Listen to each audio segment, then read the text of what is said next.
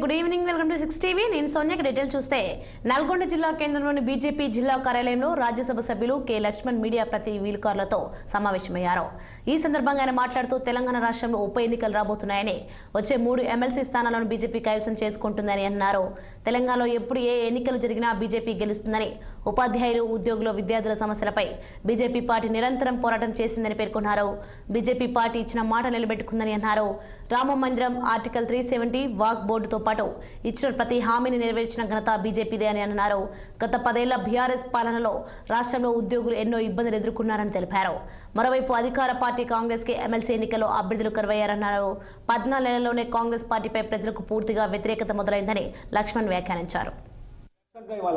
ప్రశ్నించేటువంటి గొంతుకలుగా సరోత్తమ్ రెడ్డి గారిని, కొమరయ్య గారిని, అంజలి గెలిపిస్తే వీరి వెనకాల భారతీయ జనతా పార్టీ ఎంపీలు, ఎమ్మెల్యేలే కాదు మొత్తం పార్టీ ఈ వర్గాలకు న్యాయం చేసే వరకు ఆ రోజు ఏ రకంగా రోడ్ల మీదకి వచ్చి అనేక మంది కార్యకర్తలు జైలు పాలైనారు.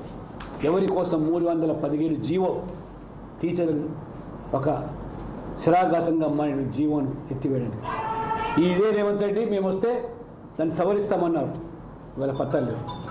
కాబట్టి ఇవాళ మీరు దేశవ్యాప్తంగా చూస్తున్నారు. మోదీ ప్రభుత్వం మధ్యతరగతి కుటుంబాలకు, శాలరీడ్ పీపుల్కు ఏ రకంగా ఇవాళ ఇన్కమ్ ట్యాక్స్ 12 లక్షలకు మినహాయింపు కల్పించి దేశవ్యాప్తంగా ఇవాళ ఏ రకంగా కొనసాగుతున్నదో మధ్యతరగతి కుటుంబీకులు, ఉద్యోగస్తులు, ఈ యొక్క శాలరీ పీపుల్ అందరూ కూడా మద్దతుతోనే హర్యానా కానీ, మహారాష్ట్ర కానీ, మన ఢిల్లీ కానివ్వండి.